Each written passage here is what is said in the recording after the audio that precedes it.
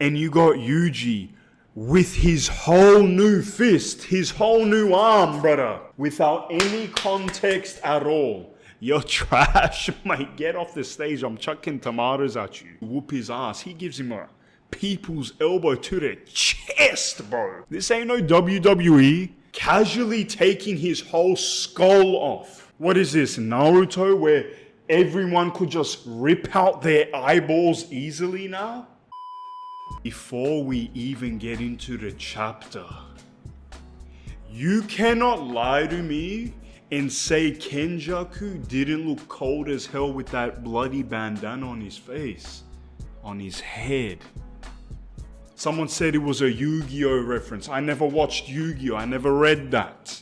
But if it is, then that's kind of cool. Now, I haven't done a show and tell in a while, so I've got nowhere to put him, but Pete my guy. Pete my guy, it's Master Roshi. You getting the shades off? He got googly eye. Come on, bro. He's trying to find where the hose at. That's crazy. But guys, Jujutsu Kaisen 240, Idiot Survivor, talking about Takeba. But before that, who do we see on the Weekly Jump magazine spread? Not only do we see Yuji's cool ass, Yuji's side character ass, but we see Sukuna's ugly ass there. And then we got the goat up in the corner, the man himself, Monkey D. Luffy, you feel me? And I also want to take quick note. You got Hikari, you got Yuta, you got Maki, and you got Yuji with his whole new fist, his whole new arm, brother. It's given Chad from Bleach. If you don't know Bleach, Chad is a character, shout out his abuela. But he can transform his arm and, you know, he be punching whatever's with it and all that stuff. But this chapter basically shows a bit of backstory knowledge to why Takeba went to Kenjaku himself. You got all of the main cast, all of the main people out here talking. Angel was the one who suggested for him to go out and face Kenjaku because they were talking about all the options. If Gojo wins, if Sukuna wins, if Kenjaku pulls up, they need to know. They were saying, based on the rules Kenjaku added, purging all the players and ending the culling game is a condition for the assimilation. They don't want the assimilation to happen for a new Tengen, okay? They're basically saying it wouldn't matter if Gojo won, it wouldn't matter if Sukuna won. If Kenjaku makes the assimilation happen, then all of this was for nothing. You feel me? What if Gojo loses? They're saying they're gonna have their hands full with Sukuna, which is proving because not only did, what was his name? Lightning Dude. I forgot your name, bro, because you're irrelevant now. Not only did you get pieced up, my boy Gojo got pieced up. But we do see Yuji. We do see Hikari. We didn't see Yuta.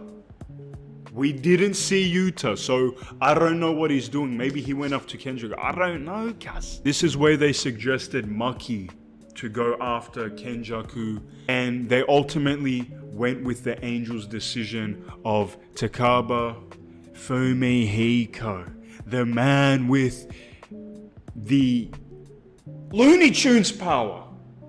Because I'm so into One Piece, that's all I can think of right now. He got the Looney Tunes. It's all about his imagination, cuz he's OP, but he doesn't know the conditions to his own bloody power. And they're saying, Angel is saying, which can prove good or worse, they don't know. If he knew the condition of his power, they don't know if that'll affect him negatively or positively. So she is saying, don't tell that motherfucker what his power is, because she lets everyone in that room know. We see more of the fight with him and Kenjaku. It starts off How he thought Kenjaku on the offensive and nothing's affecting him at all. Kenjaku is slowly figuring out what his curse technique is. Look at Kenjaku with the bandana, got his glasses on, call him effing Master Roshi, brother. Now, I'm not gonna lie to you, I liked this back and forth. You got Kenjaku and Takaba, they hitting it off. They talking about comedy, they talking about different comics, okay? Different comedians, different shows. What are they on a first date, mate? Get to know me, cuz. And I was laughing at this, of him saying, when he said his trash ass, what did he say? Let me scroll up real quick. Talking about, I got a royalty-free joke that you can use. And then he said, this is none of your business. Without any context at all. You're trash, mate. Get off the stage. I'm chucking tomatoes at you. But I was laughing that Kenjaku was just tearing down his joke, and then him saying, my joke being torn down apart logically by someone who understands it. This is a real stab to the heart. I was amused by that. I see you, Gegi, whatever your effing name is, a Katami or whatever. The negative of his curse technique. Kenjaku basically demoralizes him and is able to whoop his ass. He gives him a people's elbow to the chest, bro. This ain't no WWE. He flies him through all these trees, the bushes, smashes him through all of that. And this is Kenjaku saying the conditions for his technique's activation revolve around his conviction and confidence in himself, which Takaba doesn't know. Last resort, he does staring contest. If you laugh, you lose. And then what does Kenjaku's ugly ass do? Casually taking his whole skull off. What is this, Naruto, where everyone could just rip out their eyeballs easily now? You just undo a bit of stitching and you can take your whole head off, mate? He loses the staring contest. Kenjaku gives him a boom, straight up. A lovely uppercut. He's gone into the bushes once again, and that's where he uncovers old dude's dead body under a few leaves, looking like a trash attempt to cover it up. This is where we see the human side. He ain't laughing anymore, brother. He's not laughing because he's up. He can obviously see, oh, Kenjaku just pieced my man over here up.